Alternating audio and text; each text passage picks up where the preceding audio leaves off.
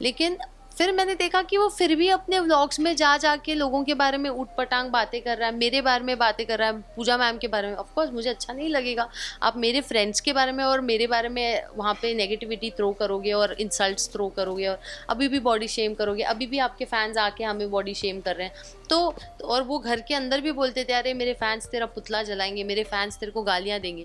तो आप कैमरा के सामने ये बोल बोल के अपने फैंस को मैनिपुलेट कर रहे हो कि ऐसा करो। घर के अंदर क्या आपने मुझे या पूजा मैम को बैठ के कभी काम का जिक्र करते हुए देखा?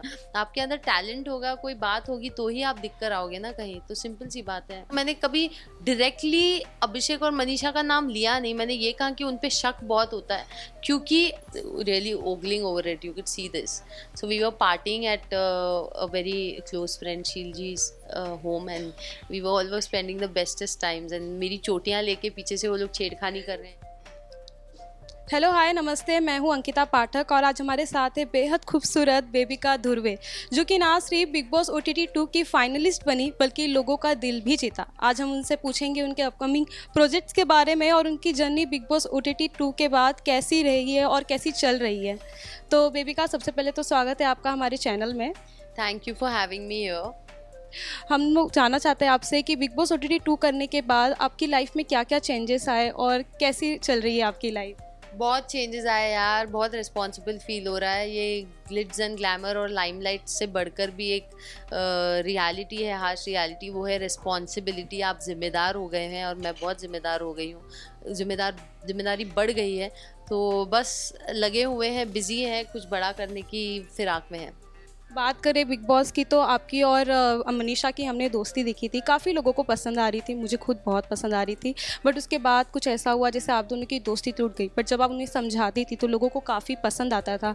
क्या कुछ कहना चाहोगे, अभी आपकी दोस्ती उनके साथ कैसी चल रही है।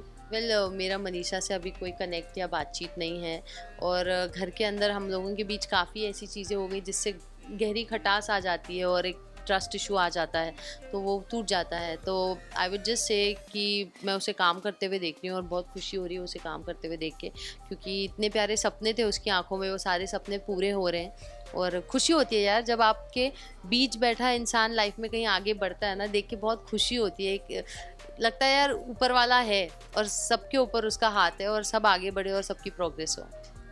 बात करें आपके और पूजा जी की बॉन्ड की तो काफ़ी अच्छा रहा है। बाहर देखा जाए या घर के अंदर आप अभी भी पूजा भट्ट के साथ हैं।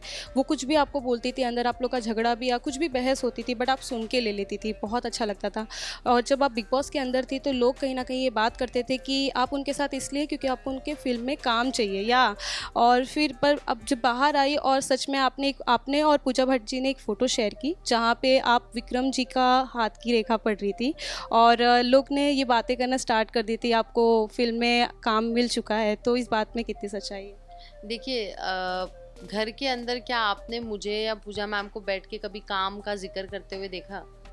तो और हमारा जो रिश्ता था अगर वो काम से रिलेटेड होता तो वो जेन्युइननेस वहाँ दिख कर ही नहीं आती। जब सलमान सर ने खुद कहा कि इनकी बॉन्ड जेम्स बॉन्ड से भी ज़्यादा स्ट्रॉन्ग है तो उससे ज़्यादा और क्या चाहिए। सलमान सर की हर बात सर आँखों पर होती है तो वो वहाँ काफ़ी कुछ प्रूव हो चुका है। तो हमारे एक्शंस ने बहुत कुछ प्रूव कर दिया है। और रही बात मूवी की, तो वो आपकी पर्सनालिटी और आपके अंदर कोई स्पार्क होगा तो ही आपको मिलेगा। आप मुझे ये बताइए, पूजा मैम के तो कितने ऐसे फ्रेंड्स होंगे या रोज़ाना तौर पे उनसे कितनी ऐसी पर्सनालिटीज़ मिलती होंगी जिनसे उनकी अच्छी बॉन्डिंग होगी। क्या वो सब मैम के साथ मूवीज़ कर रहे हैं?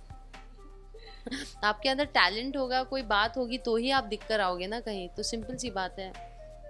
बात करें आपके और अभिषेक की तो घर में आप लोगों की काफ़ी फाइट हुई है, पैचअप भी हुआ और बाहर आने के बाद भी जब भी वो हॉस्पिटल में थे तो आप उनसे मिलने गई, बट हमने देखा कि अब आप काफ़ी ट्रोल हो रही हैं। तो ये आपको ऐसा लग रहा है कि वो उनके फैंस क्या किया है या फिर पीआर? आपने एक इंटरव्यू के दौरान कहा था कि अभिषेक के पीआर के वजह से मुझे नेगेटिव चीज़ें मिल रही है, तो क्या कुछ कहना चाहोगे इस पर? बस मैं यही कह रही हूँ कि मैंने अपनी तरफ से जब दिल साफ रख के लोगों का भला चाहा और अच्छा ही सोचा, तो उसके बावजूद भी लोगों के मन में मेरे लिए हेट क्यों है। और ये हेट भी फेक हेट और मैनिपुलेटेड सोशल मीडिया हेट है, क्योंकि वो सारी आईडीज़ जो हेट थ्रो करती है वो सब फेक आईडीज़ है यार।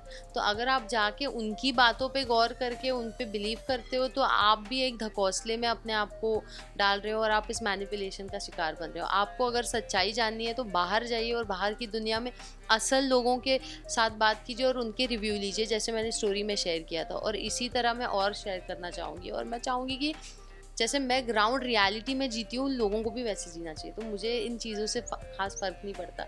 और देखिए, हेट भी उसकी तरफ ही थ्रो की जाती है जिसमें कोई बात हो, कोई दम हो, या जिसमें जलने लायक कोई बात होनी चाहिए, तब इंसान जले और हेट फील करे। तो वही, nobody really cares, like keep doing it, we don't bother about it, like hate who and who hate where, because I don't see it in the real world. या आप तो सच में बहुत ज़्यादा टैलेंटेड है। डॉक्टर हो, ज्योतिष हो, कैसी फीलिंग आती है कि इतना सक्सेस मिल गया है, बिग बॉस से आने के बाद भी इतना ज़्यादा प्यार मिल रहा है। हेट अपनी जगह है पर आपको पॉजिटिविटी भी मिलती है अपने फैन से, तो क्या कुछ कहना चाहोगे इस? मैं यही कहना चाहूँगी कि जब आप इतना सब कुछ साथ में करते हो तो बहुत स्ट्रेसफुल और स्ट्रेनिंग भी हो जाता है।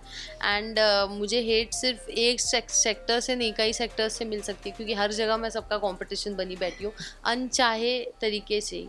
तो बस यही कहना चाहूँगी कि आप सब प्यार बरसाइए और प्यार स्प्रेड कीजिए। हेट स्प्रेड करने में कोई समझदारी नहीं है। आप किसी से इंस्पायर होते हैं या किसी की पर्सनालिटी आपको स्ट्रॉन्ग लगती है तो वो हेट वर्दी हो, ये ज़रूरी नहीं होता है। तो just focus on the positivity. और रही बात नाम लेने की, तो मैंने कभी डायरेक्टली अभिषेक और मनीषा का नाम लिया नहीं। मैंने ये कहा कि उन पे शक बहुत होता है, क्योंकि उनके ही लोग आके कमेंट सेक्शन में गंदगी फैलाते हैं और गालियां देते हैं। तो और वो घर के अंदर भी बोलते थे, अरे मेरे फैंस तेरा पुतला जलाएंगे, मेरे फैंस तेरे को गालियां देंगे। तो आप कैमरा के सामने ये बोल बोल के अपने फैंस को मैनिपुलेट कर रहे हो कि ऐसा करो। घर के अंदर बोलते थे वो ऐसी स्टेटमेंट्स, तो आप ऐसे बोलते क्यों हो यार? आप बोलोगे ऐसा और आपका नाम ले लेके कमेंट सेक्शन में लोग आएंगे तो शक आप ही पर आएगा ना। तो नाम आपका ना लेकर भी शक उस तरफ जाएगा। तो आप देखिए इस सिचुएशन को आप कैसे हैंडल करते हैं। आप पॉजिटिविटी फैलाने की कोशिश कीजिए, सिंपल सी बात है। हेट में कुछ नहीं रखा है यार, ख़त्म हो गई दुनिया हेट से। जब ये अभिषेक की फैमिली को ट्रोल किया जा रहा था, मतलब उनकी मम्मी को और बाकी लोगों को, तो आपने सपोर्ट किया था। और बात करें अभिषेक के साथ फ़ाइट, अभी आपने उनको अनफॉलो भी कर दिया है। क्या रीज़न है कि मतलब पैचअप होने के बाद भी फिर वापस आपका और उनका फ़ाइट हो गया? यार मैंने हॉस्पिटल जाके उसके लिए एक केयरिंग ह्यूमैनिटेरियन जेस्चर रखा। मैंने उसकी सिस्टर के लिए, उसकी मॉम के लिए स्टैंड लिया। मैंने उसके घर में जो डैमेज हो रहे थे कार पे, उसके टाइम पे स्टैंड लिया। I literally had the best interest for that guy. लेकिन फिर मैंने देखा कि वो फिर भी अपने व्लॉग्स में जा के लोगों के बारे में ऊट पटांग बातें कर रहा है, मेरे बारे में बातें कर रहा है, पूजा मैम के बारे में। ऑफ कोर्स मुझे अच्छा नहीं लगेगा। आप मेरे फ्रेंड्स के बारे में और मेरे बारे में वहाँ पे नेगेटिविटी थ्रो करोगे और इंसल्ट्स थ्रो करोगे और अभी भी बॉडी शेम करोगे। अभी भी आपके फैंस आके हमें बॉडी शेम कर रहे हैं। तो जब हम अपनी तरफ से अपना नेचर, अपना दिल और अपनी हरकतें साफ रखते हैं तो आप लोग कब सुधरोगे? तो बुरा लगता है ना। तो वो देखा मैंने, मतलब I don't want friends like these in my life. I would distance myself. That's why I unfollowed and I literally started withdrawing myself from that. बात करें पूजा भट्ट जी की, अविनाश की और फलक की, तो आप चारों जन काफ़ी इन्जॉय करते हुए दिख रहे हैं इन दिनों। इंस्टाग्राम पे भी स्टोरी आप दोनों शेयर करते हो, काफ़ी इन्जॉय कर। जो पोस्ट किया अविनाश ने, which I saw and I was like really ogling over it. You could see this. So we were partying at a very close friend Sheelji's home and we were all spending the bestest times. And मेरी चोटियाँ लेके पीछे से वो लोग छेड़खानी कर रहे हैं। And that is Rocky, the cutest, the most adorable dog. So we were literally having the best times. बात करें आपके अपकमिंग प्रोजेक्ट्स की, तो हमने सुना म्यूज़िक आ रहा है जिसमें आपने खुद गाना गाया है, खुद लिखा है, बोटी बोटी, तो क्या कुछ उसके बारे में बताना चाहोगे आप? मैं यही कहना चाहूँगी कि हाँ, मैंने खुद गाया है, मैंने खुद गाना लिखा है और एक बहुत ही स्पेशल वेंचर है।